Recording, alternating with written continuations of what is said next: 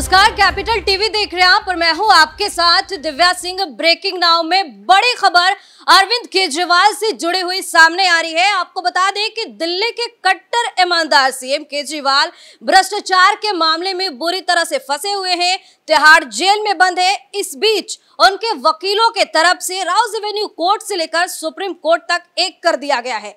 कई मामले अलग अलग कोर्ट में चल रहे हैं, जिसमें से हाई कोर्ट में 2 मामले ऐसे हैं जिस पर फैसला सुरक्षित रख लिया गया है। इस बीच केजरीवाल क्या तकड़म अपना रहे हैं, किस तरीके की ड्रामेबाजी कर रहे हैं, किस तरीके के पैतरे अपना रहे हैं जेल से बाहर निकलने के लिए। लेकिन क्या लग रहा है केजरीवाल जेल से बाहर निकल पाएंगे, उनकी ये पैतरेबाजी काम आ पाएगी? इसी खबर पर अधिक जानकारी के लिए हमारे साथ न्यूज़ से जुड़े हुए कैपिटल टीवी के एग्जीक्यूटिव एडिटर राजीव जी। सर, क्या लग रहा है, केजरीवाल जेल से बाहर आ पाएंगे? देखिए, केजरीवाल जेल से बाहर आने की बात सोच रहा है लेकिन हो नहीं पाएगा। जिस तरीके से ईडी ने अपनी चार्जशीट बनाई, सीबीआई इस मामले में बाद में एंट्री मारी और उसके बाद दोनों मिलकर एक दूसरे के गवाहों का इस्तेमाल कर रहे हैं, उससे लगता नहीं है कि अरविंद केजरीवाल अभी जेल से बाहर आएगा, क्योंकि पूरी प्लानिंग अगले 3 महीनों की है और केजरीवाल को यह महसूस होने लगा है कि अब हम जेल से बाहर नहीं निकल पाएंगे, क्योंकि जो ट्रायल शुरू होने वाला है ये अब 1 महीने के बाद शुरू होने वाला है। और यही बात बार बार सीबीआई की तरफ से या ईडी की तरफ से कहा गया है कि सुप्रीम कोर्ट ने पहले एक डेडलाइन दी थी और उसने कहा था कि 6 महीने के अंदर इस मामले में ट्रायल शुरू की जानी चाहिए। और इसी को लेकर अब सुप्रीम कोर्ट में सिसोदिया के बेल की सुनवाई चल रही है, जिसमें सिसोदिया के वकील ने यही बात कही है कि जब पिछली बार आपने बेल रिजेक्ट किया था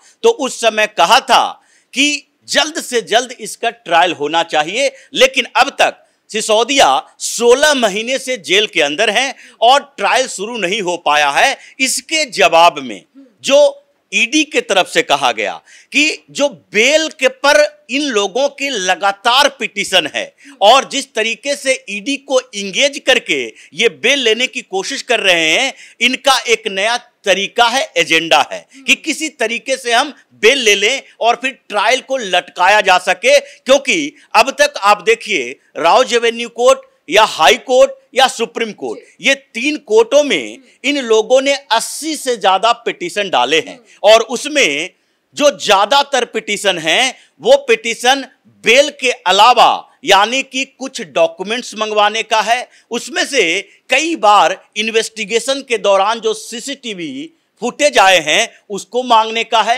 और फिर उस फुटेज पर सवाल खड़ा करके कि इसमें साउंड नहीं है, रिकॉर्डिंग नहीं है, इसके बाद एक और पिटीशन डाला जाता है। यानी कि इन लोगों की चाल है, तरीके हैं कि किसी तरीके से ईडी या सीबीआई को इस पूरे मामले में कोर्ट कचहरी के चक्कर में ऐसे फंसाए कि ट्रायल शुरू ना हो। लेकिन सीबीआई ने एक ही बात कही और यह बात कही कि अब तक जितने आरोपी हैं उसमें अरविंद केजरीवाल के अलावा 12 लोगों के खिलाफ सारे इन्वेस्टिगेशन पूरे हो चुके हैं। हम आगे ट्रायल की तैयारी शुरू करेंगे। यानी कि केवल अरविंद केजरीवाल ही ऐसा है जिसके ऊपर अभी इन्वेस्टिगेशन पूरा नहीं हुआ है और जब इन 12 आरोपियों के ऊपर सारा इन्वेस्टिगेशन पूरा हो चुका है तो अंतिम कड़ी में जो अरविंद केजरीवाल है, जो क्रिमिनल कॉन्स्पिरेंसी का मास्टरमाइंड है, यानी कि सीबीआई जो इस मामले की जांच कर रही है, जिसको बार बार ये लोग सवाल उठा रहे हैं कि आखिरकार सीबीआई इतने समय के बाद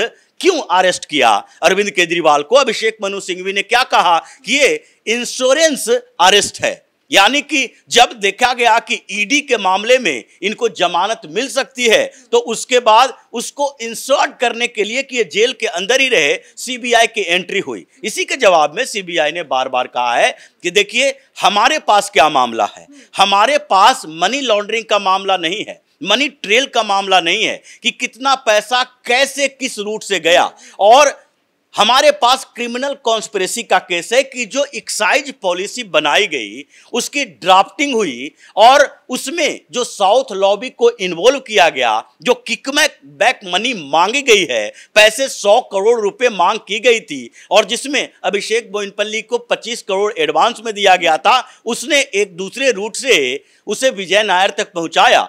तो पहले तो हम इस पूरे मामले की जांच इस बात के लिए कर रहे थे कि ये जो ड्राफ्ट तैयार किया गया था और ड्राफ्ट पहले भेज दिया गया और फिर उसके बाद न्यू एक्साइज पॉलिसी लागू की गई, तो क्या उस बीच कौन से अधिकारी इससे जुड़े थे जिन्होंने पैसे खाए, या कौन से मंत्री जुड़े थे जिन्होंने पैसे खाए। तो इस मामले में जब जांच शुरू की गई तो उसमें सबसे पहला नाम तो एक्साइज मिनिस्टर का आएगा, जो डिप्टी सीएम भी था, यानी कि मनीष सिसोदिया का। तो इसलिए एक्साइज मिनिस्टर को पहले अरेस्ट किया गया और फिर वो बार बार पूछने पर एक ही सवाल का जवाब देते थे। सर सवालों का उनके पास यही जवाब था कि हमने दिल्ली के लिए, दिल्ली में रेवेन्यू जनरेट करने के लिए ये एक्साइज पॉलिसी बनाई थी। लेकिन बाद में जब बुची बाबू का व्हाट्सएप चैट रिट्राइव हुआ, जब उन लोगों को पता चला कि देखिए ये तो साउथ में पहले ही जितने भी शराब कारोबारी थे जो इसमें इन्वॉल्व हुए हैं,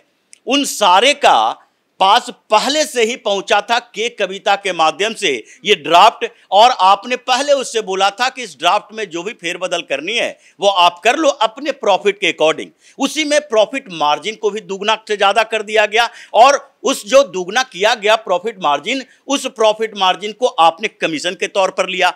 तो इसके बाद जब पैसे की बात हुई तो सिसोदिया सीबीआई के कस्टडी से हटकर ईडी के कस्टडी में गया क्योंकि मनी ट्रेल पकड़ा गया था। तो उसके बाद जब एक्साइज मिनिस्टर तक ये बात पहुंची और फिर जब ईडी ने जांच करना शुरू कर दिया तो ईडी को ये जानकारी मिली कि पैसे की मांग मनीष सिसोदिया ने केवल नहीं की थी, पैसे की मांग अरविंद केजरीवाल ने की थी। मतलब ये साफ है कि इस पूरे ड्राफ्टिंग में न्यू एक्साइज पॉलिसी का जो बनाया गया, जिसका ये ब्रेन चाइल्ड है, वो है अरविंद केजरीवाल। और हो सकता है कि उसमें हेल्प किया होगा विजय नायर। मतलब विजय नायर ने एक बात कही कि इससे हम प्रॉफिट कमा सकते हैं और अरविंद केजरीवाल ने इसे आगे बढ़ाया। यही बात हुई थी जब कई और लोगों ने कहा कि हमें तो ये कहा गया था अरविंद केजरीवाल के माध्यम से, जैसे कि कैलाश गहलोत से बात हुई, वो भी मंत्री थे,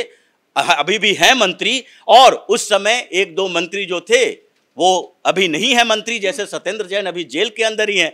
तो कैलाश गहलोत से जब बात की गई, क्योंकि उनके बंगले में जगह दी गई थी विजय नायर को, तो उनसे जब पूछताछ की गई उन्होंने साफ तौर पर कह दिया कि देखिए हमसे कैबिनेट की मीटिंग में कहा गया था कि एक बेहतर एक्साइज पॉलिसी है। अरविंद केजरीवाल ने आश्वासन दिया कि इससे दिल्ली को बहुत फायदा होगा, रेवेन्यू ज्यादा मिलेगा और जो भीड़ भाड़ होती है शराब की दुकानों पर, वो भीड़ भाड़ कम करने के लिए हमने मोहल्ले में जोन बांटा है, जोन के अंदर मोहल्लों में शराब की दुकानें खोली है, जो प्राइवेटाइजेशन किया गया, जिसका प्राइवेट दुकानें होगी। और इसलिए हमने विश्वास करके उस पर सिग्नेचर कर दिया, यानी कैबिनेट से अप्रूवल भी अरविंद केजरीवाल के आश्वासन पर हुआ।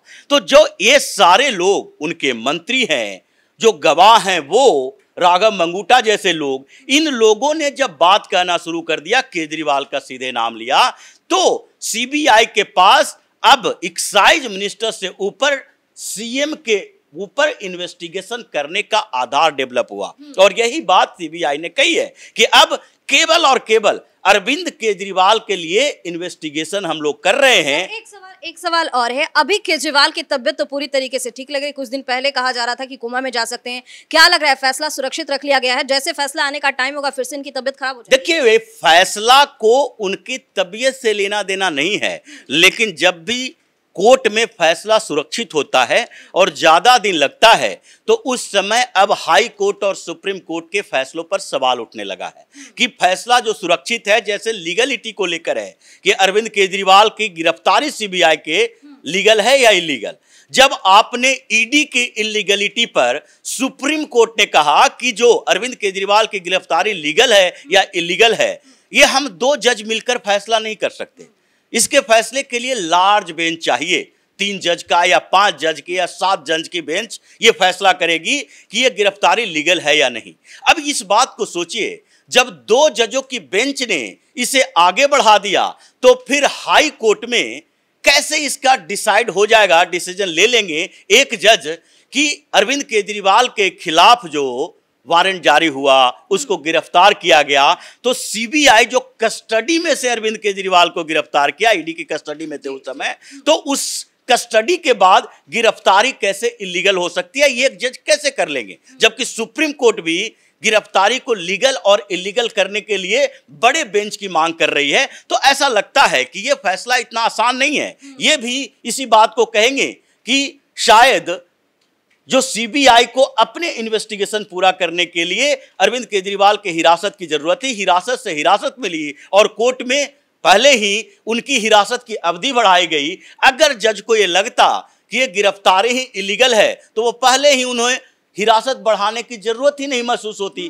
तो ये जो दो फैसले सुरक्षित अभी हैं, एक वकीलों के साथ बातचीत के लिए और दूसरा जो लीगलिटी पर सवाल उठाया गया है। तो वकीलों के साथ बातचीत के लिए जो जेल एडमिनिस्ट्रेशन ने बताया, जिस तरीके के तर्क दिए, उस पर तो पूरी तरीके से अरविंद केजरीवाल बैकफुट पर आ गया कि हम जेल के मैनुअल में, उसके नियम कानून में कोई परिवर्तन की मांग नहीं कर रहे, क्योंकि जेल प्रशासन ने सीधे तौर पर कहा कि यहां पर जितने लोग इस जेल के अंदर हैं वो सारे लोगों को ऊपर, उसमें से कई लोग ऐसे हैं जिसके ऊपर 100 मुकदमे चल रहे हैं। अरविंद केजरीवाल तो कहते हैं कि 30 से 35 मुकदमे चल रहे हैं। तो क्या उन लोगों के लिए जो नियम नहीं बदला गया, आपके लिए नियम बदला जा सकता है? अरविंद केजरीवाल पहले कह रहे थे कि मेरे वकील को 5 दिन तक फिजिकली सप्ताह में मुलाकात करने का मौका दिया जाए, क्योंकि हमारे पास कई मामले हैं और हमारे ऊपर 30 से 35 मुकदमे चल रहे हैं। लेकिन 30 से 35 मुकदमों के बीच उनको तुलना करना पड़ेगा दूसरे कैदियों से, जिसके लिए नियम नहीं बदले गए। तो फिर जब जेल प्रशासन ने कहा कि हमारे नियम है ये, और इन्होंने पहले फिजिकल मुलाकात की बात की, उसके बाद वीडियो कॉन्फ्रेंसिंग की बात कर दी, लेकिन वीडियो कॉन्फ्रेंसिंग हो या फिजिकल मुलाकात हो, दोनों के लिए नियम तो एक ही हैं। तो उस नियम को कैसे बदला जा सकता है? अगर कोर्ट आदेश दे कि नहीं, पूरी तरह से जेल का नियम बदल दो, तो सबके लिए ऐसा हो जाएगा। जो लोग आएंगे कहेंगे भाई रोज हमें 3 घंटे की मुलाकात चाहिए, फिर उसे को भी देना पड़ेगा। तो ये तो पूरे तिहाड़ के प्रशासन के ऊपर, सुरक्षा के ऊपर सवाल खड़ा हो जाएगा कि जो भी व्यक्ति है हर दिन भर मुलाकात ही करते रहे तो जेल में लाने का फायदा क्या है? फिर तो वो सबसे मुलाकात करके अंदर से ही उसी तरीके से जैसे कि माफिया गैंग निर्धारित चलाते थे, कंट्रोल करते थे। कई ऐसे माफिया हैं जो जेल के अंदर से पूरा कंट्रोल करता था अपने गैंग को, उसी तरह यहां से एविडेंस को खत्म करने, प्रभावित करने, गवाहों को धमकाने, ये सारा खेल जो है अंदर से ही चलने लगेगा। तो फिर जेल में रखने का कोई फायदा नहीं है, हिरासत में रखने का कोई फायदा नहीं है। उससे बढ़िया तो हिरासत से बाहर कर दीजिए, सबसे मुलाकात, सबसे बातचीत होती रहेगी। यानी कि इस मामले में भी अरविंद केजरीवाल को, जो पहले भी निचली अदालत में मना कर दिया गया था कि आप 5 दिन नहीं मिल सकते अपने वकील से, यहां भी इस पर फैसला केजरीवाल के खिलाफ ही आएगा। यानी कि अब जो ट्रायल शुरू होने वाली है तब तक केजरीवाल बाहर नहीं आ सकता। ट्रायल के बाद सजा होनी है, उसके बाद ये बाहर नहीं आ सकता। मतलब अब जेल से या तो चुनाव लड़े या इस्तीफा दे। जी, बहुत बहुत धन्यवाद सर तमाम जानकारी के लिए। तो दिल्ली के सीएम अरविंद केजरीवाल तिहाड़ से बाहर निकलने के लिए छटपटा रहे हैं, लेकिन इसका कोई फायदा होता नहीं दिख रहा है। हाई कोर्ट के अंदर 2 मामलों पर फैसला सुरक्षित रख लिया गया है, लेकिन अंदेशा यह है कि इसमें भी केजरीवाल को राहत नहीं मिलेगी। वहीं दूसरी तरफ ईडी और सीबीआई के चंगुल में बुरी तरह से केजरीवाल फंस चुके हैं और अब लग रहा है कि तिहाड़ का ताला इनके लिए नहीं खुलने वाला है। इस खबर में फिलहाल के लिए इतना ही। कैमरा पर्सन अशोक के साथ मैं दिव्या, नमस्कार।